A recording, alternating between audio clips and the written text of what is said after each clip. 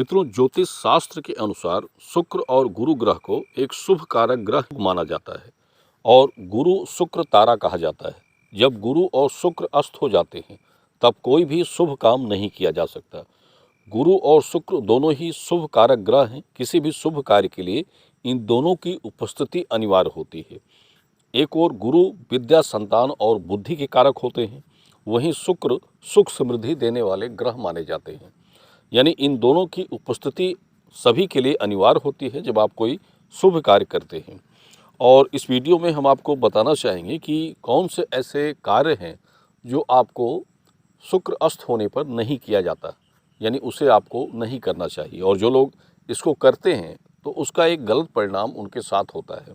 इसीलिए ज्योतिष तर्क जो है इनको बताए गए हैं, और जो शुक्र अस्त के कुछ समय निकलते हैं तो उनमें आपको इन सभी कार्यों से बचना चाहिए।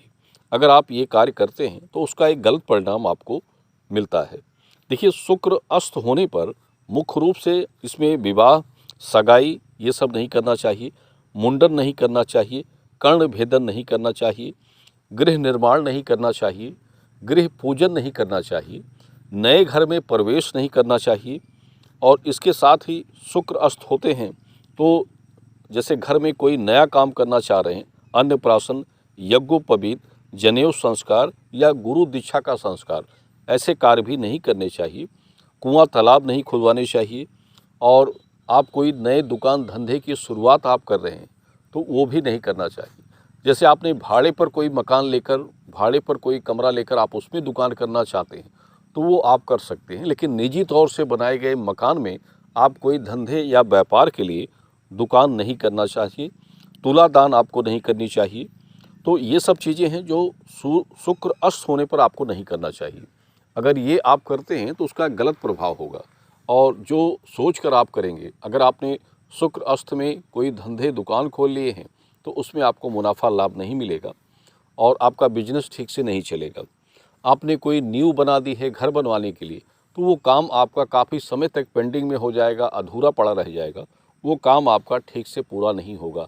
विवाह या सगाई कर दिए तो वो वर कन्या जीवन में सुख में नहीं रहेंगे, उनके अंदर सुख समृद्धि नहीं होगी, संतान प्राप्ति में बाधाएं होंगी। किसी बच्चे का मुंडन करवा देते हैं तो वो बच्चा रोगी हो जाएगा, बच्चे के अंदर कई तरह की रोग व्याधियाँ आएंगी।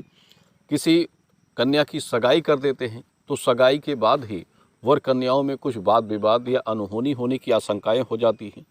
तो ऐसे कई चीज़ें होती हैं जो आप अशुभ समय में करते हैं तो उसका एक दुष्परिणाम आपके लिए बन जाता है। इसलिए चाहिए कि आपको नहीं करना चाहिए। कुछ लोग अनजाने में या जानबूझकर ये प्रक्रियाएं करते हैं तो उनको ये सब चीज़ें नहीं करनी चाहिए।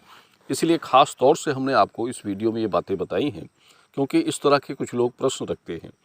देखिए, शुक्र अस्त के दौरान आपको जो भी आपके आराध्य देव हों, अगर गलती से आपने ये काम कर लिया है और आपको पता नहीं था तो इसके लिए कुछ उपाय हम आपको बता दे रहे हैं, वो आप कर लीजिए।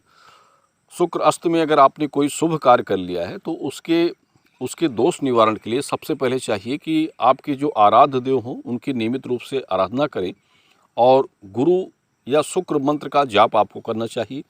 शिवलिंग पर जल चढ़ाना चाहिए। सोमवार के दिन शिवलिंगी पर जल चढ़ाएं। गाय का दूध अभिषेक करें और भोजन का कुछ हिस्सा कौवे और कुत्ते को खिला दें। शुक्रवार का व्रत भी रख सकते हैं। खट्टी चीज़ें बिल्कुल ना खाइए। 1 माह तक आपको इन सभी चीज़ों को करना होगा, यानी इसका जो पश्चाताप होता है वो 1 माह तक करना होगा। इस दोष को हटाने के लिए शुक्रवार का व्रत और खट्टी चीज़ों से दूर रहें। साफ़ सुथरा कपड़े पहने, प्रतिदिन स्नान करें और अपने आप को साफ़ सुथरा रखें। शरीर आपका साफ़ सुथरा रहे। सुगंध का प्रयोग करें, शरीर को महका के रखें, यानी शरीर आपका सुगंधित रहे। इसके लिए इत्र वगैरह का प्रयोग कर सकते हैं। और सुबह स्नान के बाद 11 से 21 बार शुक्रदेव मंत्र का जाप कर सकते हैं। ओम सुं शुक्राय नमः, इस मंत्र का भी आप जाप कर सकते हैं।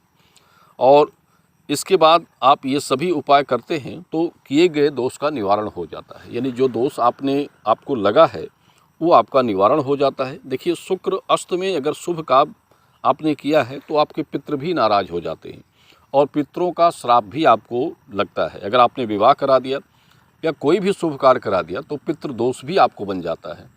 इसीलिए इन सब बातों से आपको ध्यान रखना चाहिए। कुछ समय होते हैं इसके लिए, 2 माह बनते हैं करीब, और उनको आपको चाहिए कि उन समय तक आपको प्रतीक्षा करनी चाहिए। धन्यवाद मित्रों।